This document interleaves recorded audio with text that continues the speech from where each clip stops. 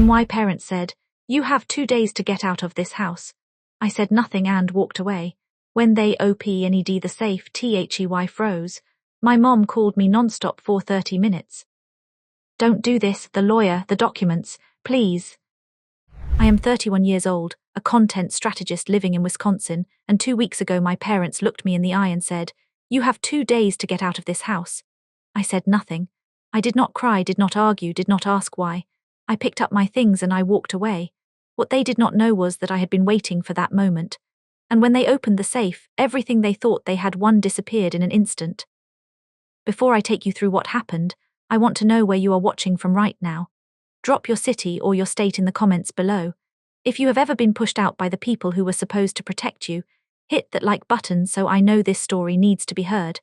And if you are new here, subscribe and stay with me, because what happens next in this story is something I could not have written myself if I tried. 3 years before that Saturday night, my grandfather Walter was diagnosed with stage 2 Parkinson's disease. My grandmother Lorraine was recovering from hip replacement surgery at the same time. They were both in their late 70s, living alone in a house that suddenly felt too big and too quiet for 2 people who needed help every single day. I was living in my own apartment about 20 minutes away. The moment I heard, I did not wait for anyone to call me. I drove over, looked at what was happening, and I made a decision. I gave up my lease, packed what I needed, and moved in. Nobody asked me to. Nobody offered to split the responsibility. I just knew that if I did not go, nobody would. At the time I told myself it was temporary. 3 months, maybe 4. Enough time for Lorraine to recover from surgery and for Walter to settle into a medication routine. But 3 months became 6. 6 became a year. And then a year became 3, because the truth about caring for 2 elderly people with serious health conditions is that there is no graduation day. There is no moment when you hand off a clipboard and say, "All done." What those 3 years actually looked like was this. I drove Walter to his neurology appointments every 3 weeks without exception. I managed every prescription, every refill, every pharmacy call when insurance denied something. I learned how to modify his diet based on his medication schedule, because certain foods interfere with Parkinson's medication, and nobody had explained that to him before I started paying attention. When Lorraine had a difficult night after her surgery, I sat next to her bed until the pain passed. I did not sleep on those nights. I went to work the next morning anyway. When Walter's tremors became more pronounced, he had trouble holding a pen steady enough to sign documents. I learned to brace his hand against mine so the signature would hold on the page. I did not think of it as anything extraordinary at the time. It was just what the moment required. My father Douglas and my mother Patricia lived 45 minutes away. In 3 years they came to visit a total of maybe 15 times. I counted eventually because I had to keep a record of everything during the legal process that came later. 15 visits in 3 years. Most of those visits happened on holidays or birthdays. They would arrive, sit for a couple of hours, eat food I had cooked, and leave before the evening was over. Douglas always had a reason. Work was demanding. The drive was long. The weather was not cooperating. Patricia called more often than she visited, but the calls were short, and after asking how Walter was doing, she would move on to talking about her own week. My younger sister Annalise was worse. She lived in Madison, a little over an hour away. In 3 full years she came 4 times. The last time was Christmas the year before Walter died. She stayed 90 minutes and told us she had plans with friends. Walter asked me once quietly whether Annalise understood how much his condition had progressed. I did not know how to answer him honestly, so I said I would talk to her. I never did because I already knew the answer. There were specific nights that stay with me. Thanksgiving, when Douglas and Patricia said they would come early and showed up at 8 in the evening instead. I had already cooked everything, already helped Walter to the table, already cut his food into pieces small enough that his hands could manage. They walked in 8 and left by 10. One Christmas Eve, Walter's symptoms were worse than usual. I slept on the sofa in the living room so I could hear if he needed anything. Nobody called to check in that night. The worst night was when Walter fell in the bathroom at 3 in the morning. I heard the sound and ran. He was on the floor, disoriented but not injured. I helped him up, called the emergency line, and followed the nurse's instructions for the next hour. I stayed with him until he was settled, then called the doctor's office when they opened at 8 to schedule a follow-up. I went to work after that. I did not tell my parents until 3 days later, because I knew what the conversation would sound like, and I did not have the energy for it. What I did not expect from those 3 years was what I gained. Walter and Lorraine began to talk to me the way people talk when they are no longer performing for an audience. They told me stories I had never heard. Walter told me about the years before I was born, about choices he made and choices he walked away from. Lorraine held my hand one afternoon and said, "You are so much like I was at your age," and I had to look away so she would not see my face. Somewhere in the second year, Walter started asking me questions that felt different from the usual ones. He asked what the house was currently worth. He asked where his attorney's file was. He asked if I knew what an irrevocable trust was. I thought he was just thinking out loud the way older people sometimes do when they are planning ahead. I answered honestly each time. I did not connect the questions to anything larger. Walter listened carefully, nodded, and changed the subject. I moved on and forgot about it. Then one afternoon, about 8 months before he died, Walter called me into his bedroom and handed me a small envelope. He said, "Do not open this yet, you will know when." I put it in the drawer of my nightstand. I did not open it, I trusted him. Lorraine passed first on a quiet morning in March. She went in her sleep. Walter lived 8 more months after that. He became quieter, but his eyes stayed clear. The last months with him were some of the most still and honest months of my life. When he died, I sat in the house alone for a long time before I called anyone. 3 days after the funeral, I remembered the envelope. I sat down on the edge of my bed, opened it, and read what was inside. 14 months before I was told to leave, Walter made a series of decisions that nobody in my family knew about. He had a lawyer, a man named Fiorenzo Battaglia, whom he had known for 20 years through a mutual friend. Fiorenzo was not the family attorney. Douglas had never heard his name. Patricia had never met him. He was entirely outside the world my parents had access to. Walter asked me one Wednesday morning to drive him to see an old friend. He gave me an address. I drove him there, dropped him at the door, and sat in the car reading while I waited. I had no idea I was sitting outside a law office. Walter was inside for 2 hours. When he came back out, he said it was good to catch up and then fell asleep on the drive home. We went back 2 more times over the following 2 months. The same routine each time. What Walter was doing inside that building was establishing an irrevocable trust. He named it the Lorraine and Walter Family Trust. He placed the house and all remaining financial assets inside it. He designated me as the sole trustee and primary beneficiary, with full authority over all assets and no requirement for approval from any other family member. Because the trust was irrevocable, it could not be changed or cancelled after the signing. Not by Walter, not by anyone. Walter also wrote a letter, 4 pages handwritten. He wrote that he had been watching for years and that he knew exactly who had been present and who had not. He wrote that he was not angry at Douglas or Annalise, but that he understood love is demonstrated through action and not through intention. He wrote that I had shown up every single day and that this was not a small thing but the most significant thing. He apologized for how much I had carried alone. And he told me that the house was mine, not because the law required it, but because I had already made it a home through the way I lived inside it. Fiorenzo arranged for a professional recording to be made during the final signing session. Walter stated clearly on the recording that he was of sound mind, that he had not been pressured or influenced by anyone, and that the decision was entirely his own. Fiorenzo was present. An independent witness was also in the room, a neurologist who had reviewed Walter's cognitive status and signed a formal assessment confirming that his decision-making capacity was within normal range at that time. Everything went into the safe in the master bedroom.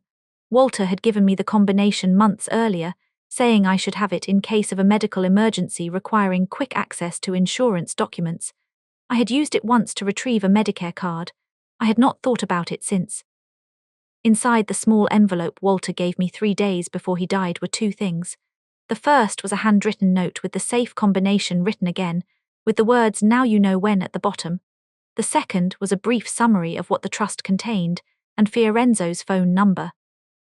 I read it, sat still for a long time, and then called Fiorenzo to confirm everything was in order. He confirmed it. He told me the trust had been properly notarized and recorded, that my position was legally protected, and that I should contact him immediately if any family members made any move toward the property. I thanked him. I did not tell my parents.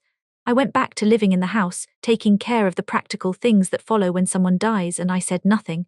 I did not plan what came next. I simply waited, the way Walter had waited, quietly and without showing my hand.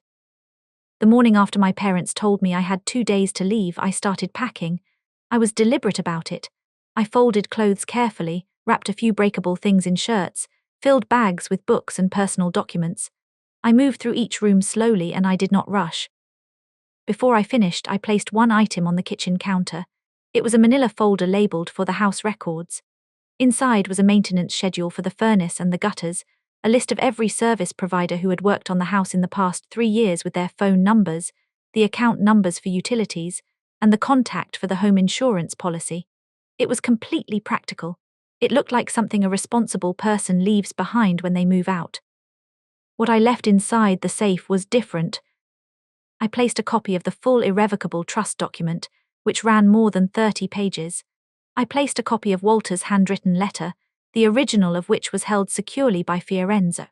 I placed the notarized agreement and the USB drive containing Walter's recorded statement, and I placed a handwritten note from me on top of everything. The note said, "You asked me to leave, I left, but this house was never yours to give away. Grandpa made sure of that. Call the lawyer if you have questions. His number is on the first page of the document." I left at 2 in the afternoon. Douglas was somewhere in the yard. Patricia was in the kitchen. I did not say goodbye to either of them. I carried my bags to my car, put them in the back, and started the engine. As I pulled out, I looked in the rearview mirror. Annalise was standing in the doorway watching me go. I looked at her for a moment and then I drove. I had already arranged to stay with a close friend named Dada who lived 20 minutes away. She knew the outline of what was happening and had offered her guest room without asking for details. I arrived, set my bags down, and sat at her kitchen table while she made coffee without saying much. That was exactly what I needed. That evening, Douglas decided it was time to review the house documents before contacting a real estate agent. Patricia remembered the safe in the master bedroom. They searched for the combination and could not find it. Annalise tried calling me. I let it go to voicemail. They called a locksmith and waited 2 hours for someone to come out and open it. When the safe came open, Douglas took out the documents and read the first page. He called Patricia over.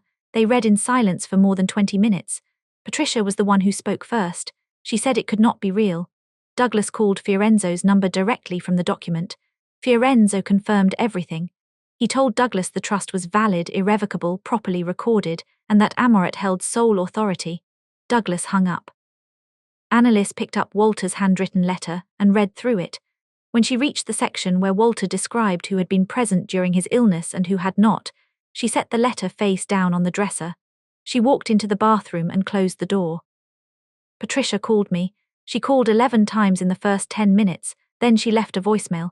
Her voice was unsteady and she moved between sentences without finishing them. She said, "Don't do this." She mentioned the lawyer. She said the word documents several times and she asked me to please call her back. She called again after the voicemail, and again. 30 minutes of calls that I let ring through to silence. I sat in Dada's guest room and looked at my phone. I was not angry in that moment. I was something quieter than that. I knew what they were feeling when they read those pages, and part of me understood it. But understanding something is not the same as being willing to undo it.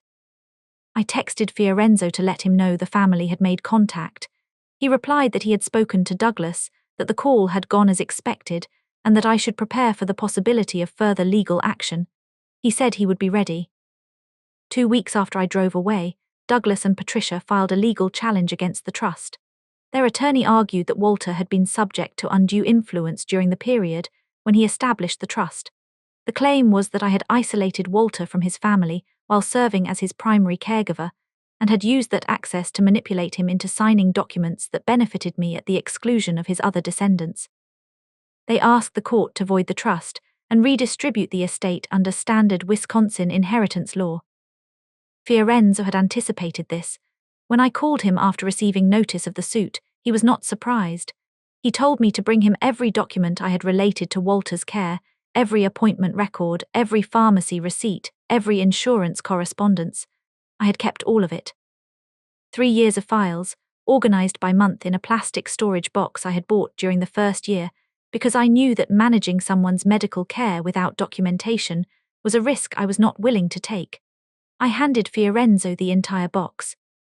The first hearing was a preliminary session to establish facts. Douglas testified that he had visited his parents regularly throughout the period in question. When the opposing attorney asked him to define regularly, he said, as often as we could manage. Fiorenz then submitted a record of dated visits cross-referenced with phone logs and, in 2 cases, GPS data from Douglas's vehicle that had been requested during discovery. The records showed an average of 5 visits per year. The word regularly did not survive contact with the actual numbers. The text messages came out during the discovery process. Douglas and Patricia had been in contact with a real estate agent named Rick Harlow during the final months of Walter's life. The messages showed that Patricia had reached out to Rick to ask about current property values in the area and how quickly a house in that neighborhood could be moved in the current market.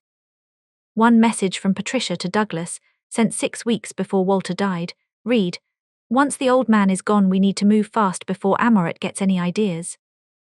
Those 11 words became the center of everything. Fiorenz introduced them at the evidentiary hearing, and the room went very quiet. Douglas's attorney tried to argue context, but there was no version of that sentence that supported the idea that his clients were motivated by grief or family concern. Annalise was called as a witness. She had not been named in the suit and was not part of the legal challenge, but she was subpoenaed because she was a family member with direct knowledge of the circumstances. When asked how many times she had visited her grandparents during the final 3 years of Walter's life, she said several times. The attorney introduced airline records and dated receipts. The actual number was 4. When asked whether she believed Walter's cognitive abilities had declined significantly during that period, she said, "I assumed so." The attorney paused and asked her to clarify. She said she had not been present often enough to know for certain, but had assumed that someone his age with his diagnosis would be declining. That answer established that she had no direct knowledge of Walter's mental state and had been assuming facts she had no basis to confirm. I testified after Annalise. I brought the complete medical file. I had appointment summaries signed by Walter's neurologist documenting each visit. I had the pharmacy logs. I had a letter from the social worker who had assessed Walter's living situation twice during the 3-year period and had noted in writing that he was receiving consistent, high-quality care at home. I had every document Walter had ever signed in my presence with dates. Then Fiorenzo played the recording. Walter's voice filled the courtroom, clear and steady. He stated the date. He stated that he was making the decision to establish the trust of his own free will.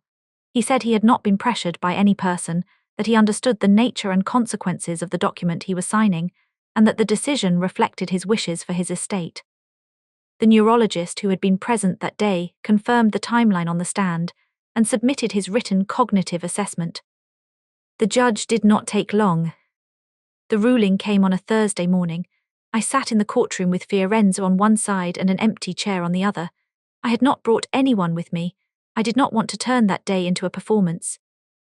The judge denied the petition in full. She ruled that the trust had been established lawfully, that Walter possessed full legal capacity at the time of signing, and that the evidence presented showed no indication of undue influence. She noted that the plaintiff's own communications, specifically the messages to the real estate agent, demonstrated a financial motivation that undermined the credibility of the claim. She confirmed my position as trustee and sole primary beneficiary of the Lorraine and Walter Family Trust. In her closing remarks, the judge observed that the evidence of sustained, daily caregiving over a period of 3 years, combined with the deliberate and well-documented process Walter undertook to establish the trust with independent legal and medical oversight, formed a clear and consistent record. She said the court found no basis to override the expressed wishes of the grantor. Douglas and Patricia left the courtroom without looking at me. I watched them go. Annalise was the last one out. She slowed down as she passed me. We looked at each other for a moment. She opened her mouth, closed it, and kept walking. I drove back to the house that afternoon. I parked in the driveway, sat in the car for a few minutes, and then went inside. The house felt different from the way it had the morning I left. Quieter but not empty. I walked through each room without a particular reason. I stopped in front of the framed photograph of Walter and Lorraine on the living room shelf, one that had been taken maybe 30 years earlier. I stood there for a long time. I did not cry. In the weeks that followed, I met with Fiorenzo to go over the trust management process and make sure I understood my legal responsibilities. I decided not to sell the house. I converted the small back bedroom into a proper home office and set it up the way I had always wanted a workspace to be. I continued my job as a content strategist, working remotely the same as I always had, except now I was not carrying a financial weight that had been quietly pressing on me for 3 years. 3 months after the ruling, Douglas called. He did not apologize. He asked whether I had made any decisions about the property yet. I told him not yet and ended the call. Patricia has not contacted me. 6 months after the ruling, Annalise sent a text message. It contained 4 words. I am sorry, Amoret. I read it. I set my phone down. I sat with those 4 words for a long time and I have not responded yet. I am not sure what responding would mean, and I am not in a hurry to decide. What I know now that I did not know 3 years ago is this. I did not go into that house expecting anything in return. I went because 2 people I loved needed someone to show up, and I was the person who showed up. Walter saw that. He saw it every single day, and he found a way to say so in the most permanent way available to him. The thing that stays with me is not the legal outcome. It is not the trust or the documents or the courtroom. It is a 4-page letter written by hand by an old man with trembling fingers, telling me that he saw me, that the years I spent in that house mattered to someone. That presence, real and sustained and unglamorous presence, was worth something to the person who experienced it firsthand. My grandfather did not leave me a house. He left me proof that he saw me, and sometimes that is worth more than anything else a person can give you. If this story reached something in you, I want to hear about it. Drop a comment below and tell me. Have you ever been the one who stayed when everyone else found a reason to leave? I read every comment and I want to know your story. If you believe that the people who actually show up deserve to be seen, hit the like button and share this video with someone who needs to hear it today. And if you are not subscribed yet, please subscribe now because more stories like this one are coming and I do not want you to miss them. Thank you for being here and for listening all the way to the end. To everyone out there who has ever been pushed aside by the people who should have stood beside you, I hope you know that the truth has a way of coming out. Hold on, keep showing up, and take good care of yourself.